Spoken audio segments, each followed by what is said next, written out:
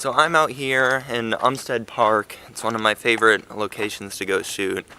I'm out here looking for an image for the Dogwood photography challenge. It's a 52-week photo challenge. And this first week's theme is looking forward or looking ahead. One of the two, basically the same. So I was here last week with Jason. There was an image that we tried to take with some power lines going off into the distance, and the sunrise colors in the sky. The trail had a nice leading line. But we got there a little too late. There wasn't quite as much color in the sky as I would have hoped for. And I didn't really take enough pictures. It's a tricky shot with the exposure because the sky is bright but the foreground is dark, that kind of thing. So I'm back here again, and we're gonna try it again. See how it goes. I've just noticed my nose is like super red. That's because it's ridiculously cold out. It's like 17 Fahrenheit. And the lake is like completely frozen over.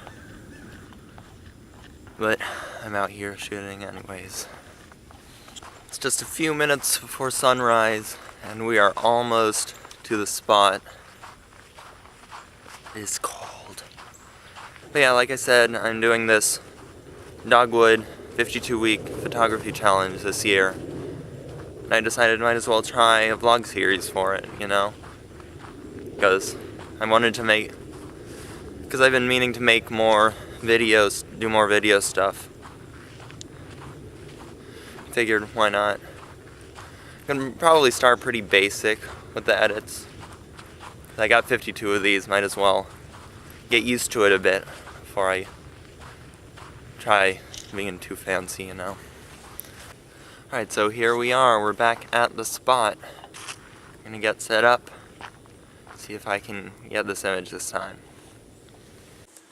Alright, so we've got the composition here. We've got the two posts on the left, and the power lines just going off into the distance. Then the road along the bottom through the foreground just sweeps out. Just leading lines galore, and I feel like that's just perfect for the looking forward or looking ahead something, the theme.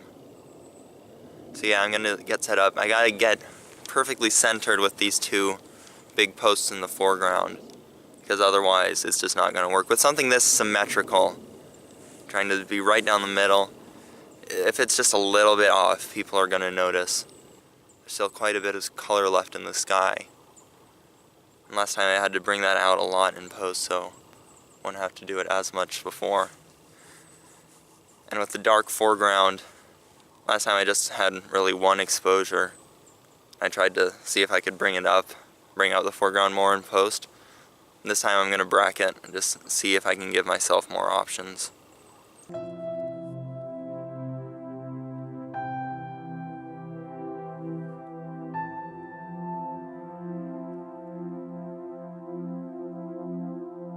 Alright, so it looks like I've got it lined up.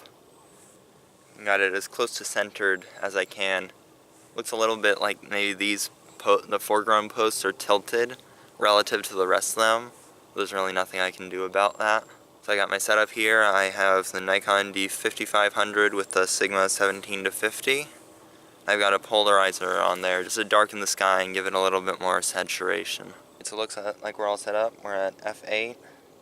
ISO 100 puts us at a 15th of a second. And we're bracketing one stop either way. We're on the self timer because I forgot my remote shutter release. So here we go.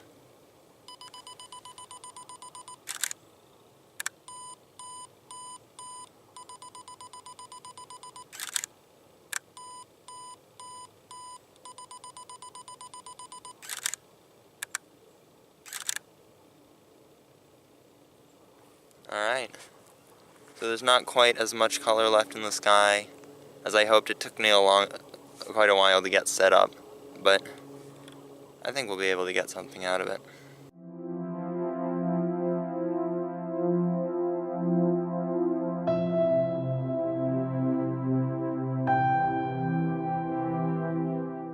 Alright, so that's the image. That's pretty much what I came for.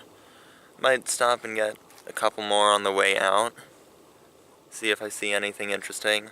There's a whole lot of frost and ice. There's some interesting patterns and like frozen puddles that I saw on the way out here, so might get something there, but this is mostly what I came for, so I'm pretty happy with this. See how it turns out in post. Well, thank you for watching, and hope to see you next week.